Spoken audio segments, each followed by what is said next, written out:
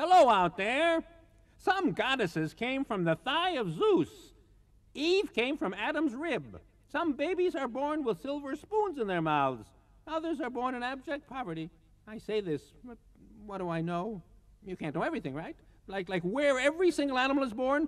For example, do you know where the Loch Ness Monster was born? So there, you see? No, do you see? And foals, how are they born? Horses, like humans and lions, are placentary mammals. In other words, the embryo develops in the mother's stomach, more precisely, in the membranous sacs in her womb, through which the mother can feed her future baby. The mare carries the fruit of her mating with a stallion for 11 months in her belly. At the end of this time, called the gestation period, the foal, fully formed, is ready to see the light of day. Normally the legs come out first, quickly followed by the head. And they're still sheathed with the membranous covering.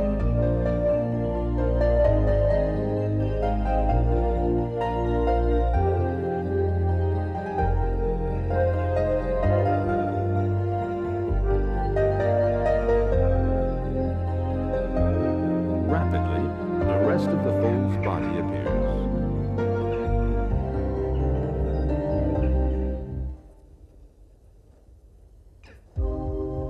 The mother then comes into contact with it, first licking the tip of its nose, and the foal takes its first breath of fresh air. It's not easy to stand on your legs. In order to recognize it in the herd, the mother permeates herself with the foal's smell. Then, moving several steps away, she obliges her baby to take its first steps.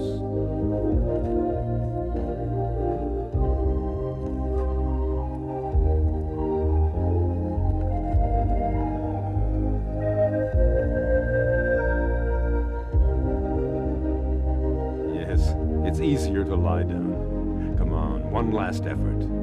There. Finally, the foal starts to understand how all this works. In fact, things go well, and in a few hours, the foal will be able to follow the herd everywhere it goes. But what an exhausting first day it's been.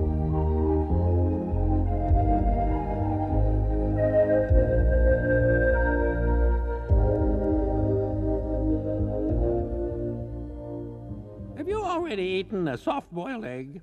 Can you picture the size of the egg cup it would take to hold an ostrich egg? Huh? And can you picture the size of the piece of bread that you'd need to dip into it? And the size of the hourglass to count the minutes? No, the hourglass can be normal size. Why did I say that? Do you know how baby crocodiles are born? Yeah?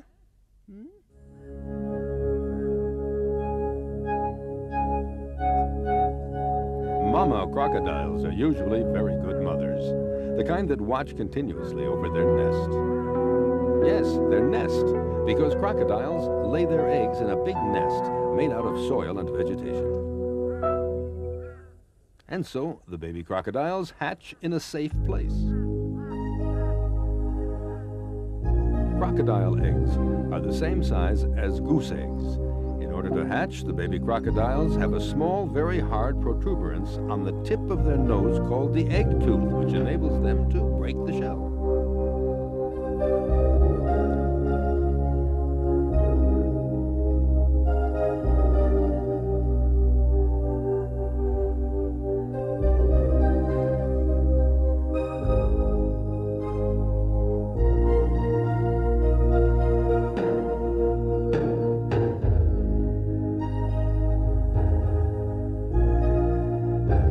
With crocodiles, the sex of the baby depends on the heat of the nest. Between 31 and 33 degrees Celsius, it will be a male, and above or below this temperature, a female crocodile will be born.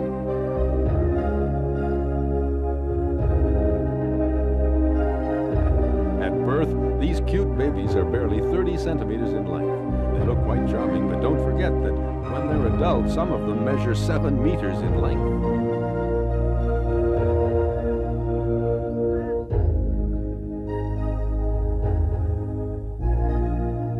The mother continues to watch jealously over her babies, because if in a few years they will fear no animal, for the moment, they are perfect prey for numerous predators, big fish, and sometimes even other crocodiles.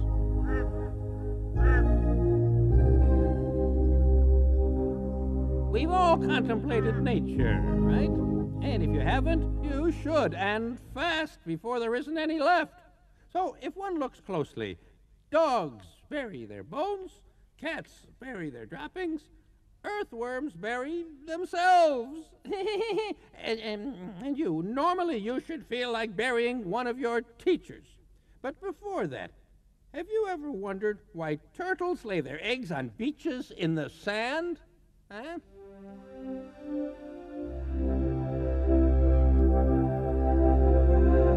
Long before birds, the first reptiles, in other words, the ancestors of the dinosaurs, invented the egg. These animals, which were the first animals to live completely out of the water, needed to lay eggs which wouldn't risk drying out or being eaten by the first animal that came along, which is why eggs have shells. And since that time, reptiles lay eggs with shells. But one day, certain land turtles decided to go back and live in the water. They transformed their legs into fins and learned how to swim underwater, but their eggs have remained the same, conceived for hatching on dry land.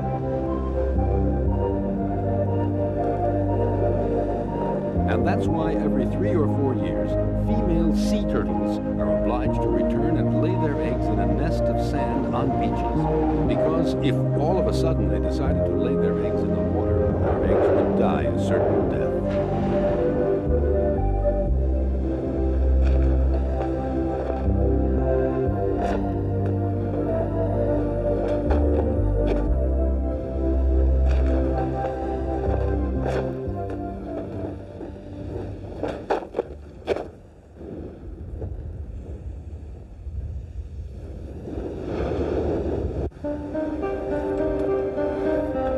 Female turtles always return to lay their eggs in the same place.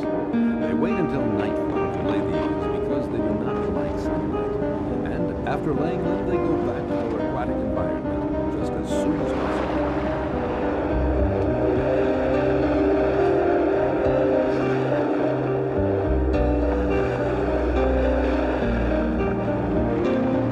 And it's also at night the baby turtles, barely hatched, instinctively rush immediately into the ocean. Take an egg. Pick it up gently or you'll break it and get egg all over your clothes and egg yolk all over your shoes. You know that humans use eggs in lots of different ways. They beat egg whites into a froth. They mix eggs together until they become scrambled. And eggs even become so angry that they get hard-boiled. That's true. And all this, most of the time, is because no one knows how a chick develops in its egg. Crazy, isn't it? Well, what is an egg? An egg is first of all a shell of calcium perforated with from 6 to 11,000 minuscule holes, the pores. They allow air to come in, because without these pores, nothing would happen inside. And inside the fertilized egg, the future chick is developing.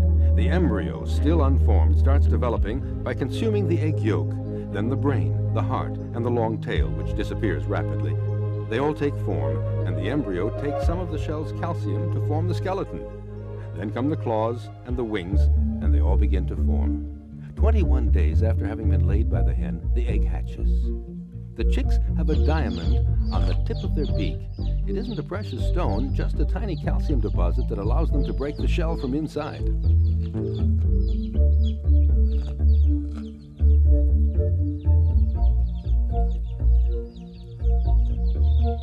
The egg cracks, liberating the hatchling.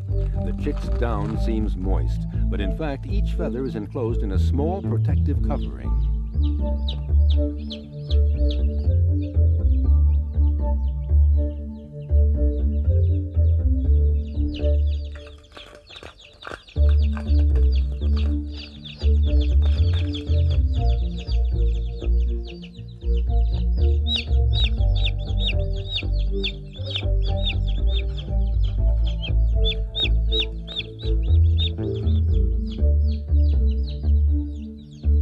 After about an hour, the chick is completely free of its egg.